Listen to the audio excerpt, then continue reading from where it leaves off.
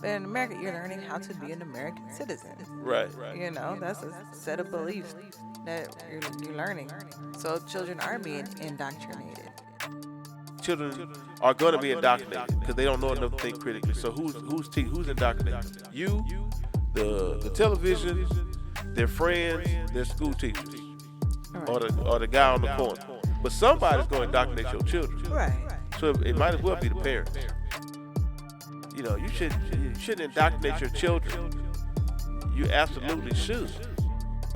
You become a servant to this Right. ideology. Yeah. I'm telling parents out there, indoctrinate your children. Absolutely. And then when they get old enough, you teach them how to think critically, how to process information, how to cross-reference information, how to vet information, and then you teach them how to pray. But at the same time, acknowledge the fact that children don't know what's best for them. You tell a 6-year-old, hey, you can be a boy or a girl, or you can be neither one. Oh, really? They don't know. Most people can think of something that somebody said to them when they were younger that still affects them to this day. But they tell them sticks and stones may break my bones, but words will never hurt me. Words hurt.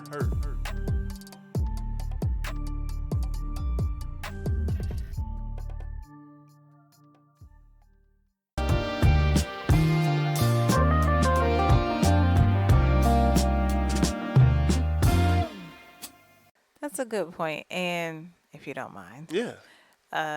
going down the rabbit hole, homeschooling and examining and testing out different styles of homeschooling, different styles of education. So you have the school of thought called unschooling. Yeah. And that's kind of what we started out with. And there's this a spectrum when it comes to unschooling. Some families are what they call radical unschoolers, where you totally respect the child as an individual and basically you go along with whatever the child feels is best for them. We never Subscribe unschooled to to that. that degree. Yeah. Because one woman, man, I read, she was like, her son wants to game all day. He what? He wants to game all day. Yeah. Yeah. To the point where she fixes his food and she takes it to him in his room because he doesn't want to get up to come eat. He just wants to continue the game. I'm like, okay, that's too much. Like What's the point of that? you have become a servant. Yeah, I because don't understand. I don't understand the logic behind that. because like children learn based on their interest and Boys more so. what's important to them. And I do agree with that.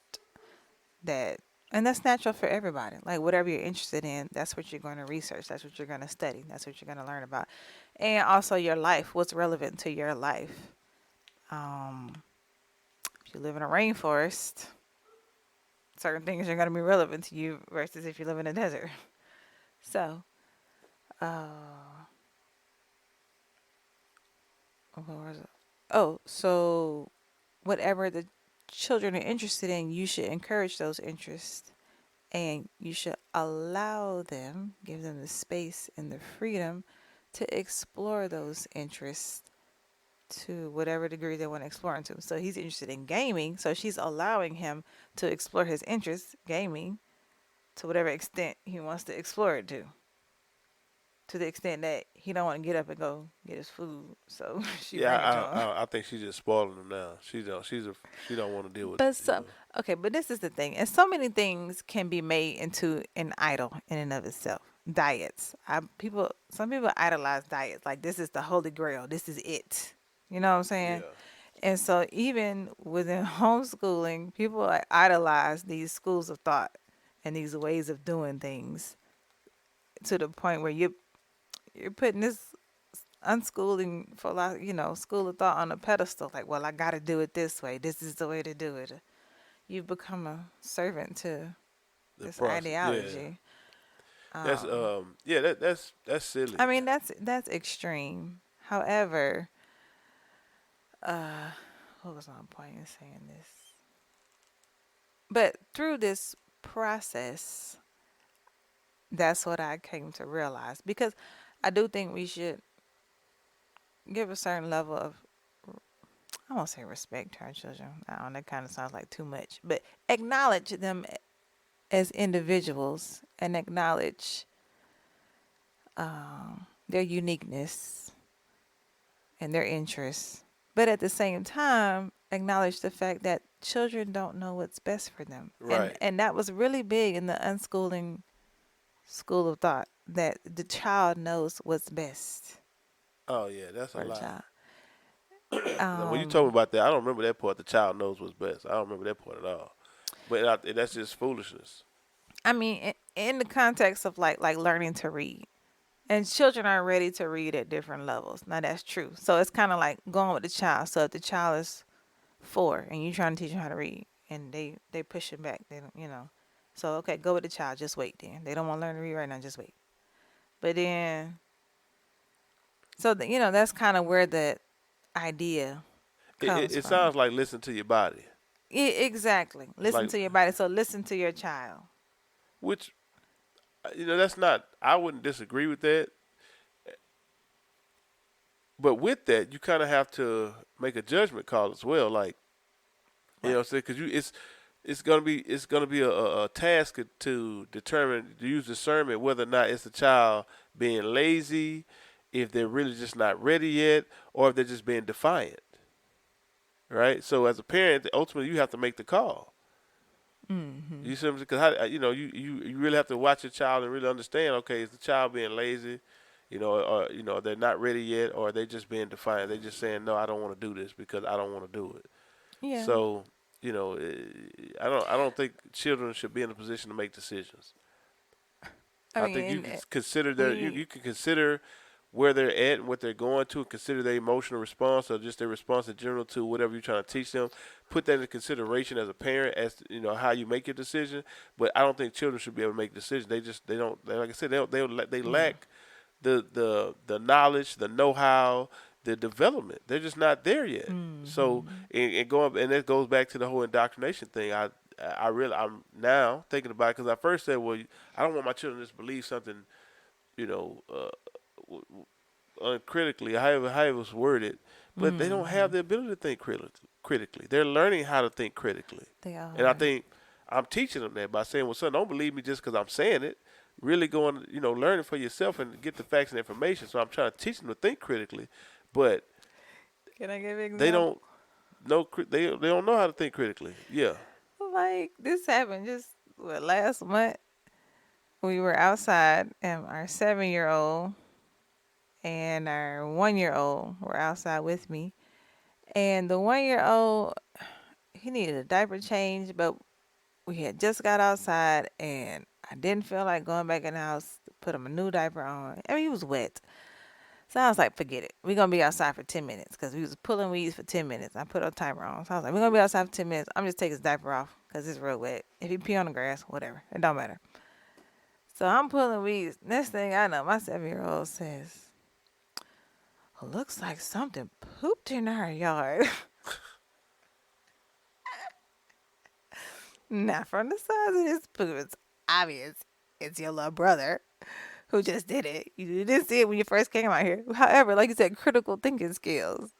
Like for an adult, that's a no-brainer. It's obvious. But for him, it Right. wasn't. Yeah. And I'm Cause he like, never seen human poop before, like outside of a toilet. I guess. I don't know. I can't Or, tell how many times I've seen and it did poop happen so outside the fast. toilet. Maybe it didn't register to him that it could have happened so fast. Right. But just those critical thinking skills weren't there. And I'm like, dang, like you really didn't know that was your brother? Right. Who else could? Who else? What else could it have been? Like we've been out here the Right. whole time. Wasn't a coyote. Right. Wasn't no wild animal came. We know it ain't bird droppings. But like you said, yeah, the point, case in point, right? Children don't have. They don't know enough. He's never. You know what I'm saying? He don't Right. have nothing to Right. compare it to say, well, that's not animal poop, or you know what I'm saying? Like it's just Right. he's Right. 7 years old. He's outside, and all of a sudden he see poop, and he's really using his life. He's like, well, something pooped here. Right. You're right, son. Something did poop here. I think it's that little naked baby running around here. But that's the thing. So when people sit there and try to say, because people talk about that like it's such a negative thing. Well, you shouldn't indoctrinate your children.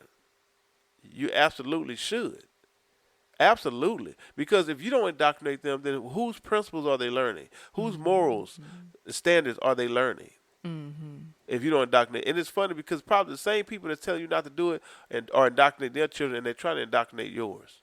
And I think this is a critical conversation to have at this point because what's happening with the school system and the education system in America today, right now.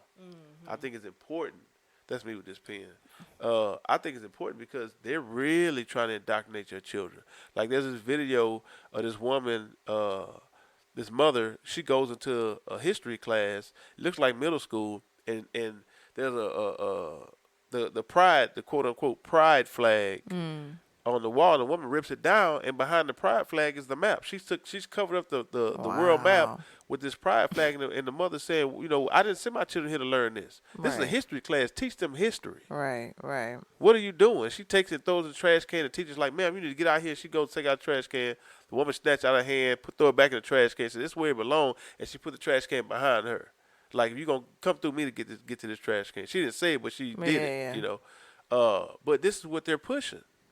I saw another lady, I don't know who she was addressing, the school board or Congress or whatever. She was saying, here it is, these teachers are teaching this 3 days a week. She's teaching uh, uh, pride, whatever whatever their the XYZ community, ABC 123 community, Mhm. and she said this teacher's teaching this 3 times a week.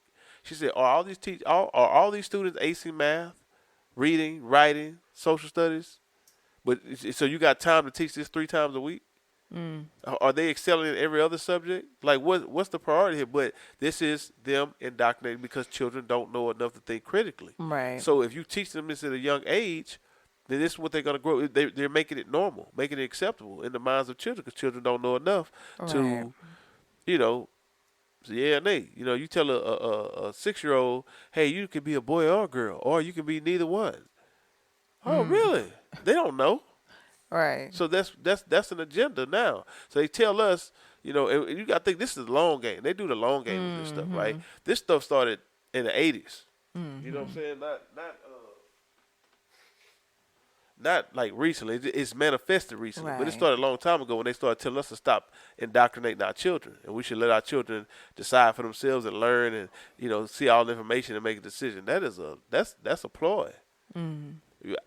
For me, I'm telling parents out there, indoctrinate your children, absolutely. And then when they get old enough, you teach them how to think critically, how to process information, how to cross-reference information, how to vet information, and then you teach them how to pray and ask God for discernment. And when they get old enough and they're developed enough in the mentality, then they can start uh, thinking critically about the things you taught them. But they Mhm. should absolutely be indoctrinated in the beginning because that's really no other way. Children are going to be indoctrinated because they don't know enough to think critically. So who's indoctrinating them? You, the television, their friends, their school teachers, or Right. the guy on the corner. But somebody's going to indoctrinate your children. Right. So it might as well be the parents. Because even from other aspects, not just religion, but like you think about elementary, we take civics or citizenship classes. Well, citizenship looks differently in other countries than it Yeah, does in America. But in America, you're learning how to be an American citizen. right. That's a set of beliefs that you're learning. Um, so children are being indoctrinated. 100%. Uh, you It's know. and let me tell you something. What I realize now is that what you learn in the first 5 grades, kindergarten or 6th grade, kindergarten through 5th grade, uh, even always in high school, really, but those foundational years, that stuff sticks with you for life, for Mm, life. Because you accept it so wholeheartedly at that young age mm, that you never go back and question those things. mm. Never Gotcha. go back and question those things. And then when you go back and start to question some of the things you were taught, you realize this stuff don't make no sense. I always go back to the adage they gave us: sticks and stones may break my bones, but words will never hurt you. Or words will never hurt me. That's what I was when I was in kindergarten, 1st grade, and you go to Miss So and So, Susie Q called me a stupid head. She say, well, listen, sweetie, sticks and stones may break my bones, but words will never hurt me. So that's okay. Don't let And I get why you say that to tell Yeah. children to learn how to deal with stuff, Yeah. but that is a lie. Words are the most powerful things that exist. That's true. Words, yes, words hurt. And any woman who want to hurt a man, she'll say some mean stuff, and vice versa. A man can say some stuff to break a woman down. Yeah. You know, Yeah. parents can say things that mess children up for the rest of their life. Yeah. I wish you were never born. Mm-hmm. You tell a child something like that, some children be like that. That'll mess up their whole psyche, and then they grow up with this all kind of problems because of what was told to them. Right. Most people can think of something somebody said to them when they were younger that still affects them to this day. But they tell them sticks and stones might break my bones, but words will never hurt me. Words hurt. Mm-hmm. Hurt. So, but this is indoctrination, right? And then so what happened, a lot of boys especially grow up trying to be tough, bottling feelings, taking it all in, and it manifests as they get older as tumors and cancers and other things, bad attitudes and just whatever, so they become emotionally numb. They can't express themselves because we've been told as children, oh, you boys don't cry. You got to be tough, suck it up, walk it off. Yeah. And some of that is necessary, but it's not the way, it's not always the best way to handle situations. You got to you need to learn how to express, what's going on, express your feelings. When somebody does something you don't like, you can be able to, because then that's why you got all these boys who can't communicate effectively, and everything is a fight because they don't know how to communicate it because we've been told not to do that. To just, and then as you get older, you start expressing it one way or another. And then definitely translate to marriage with your spouse if you're not used to communicating your feelings. Yeah, it's gonna be a problem. So, but that all comes from the indoctrination that happens when you're young.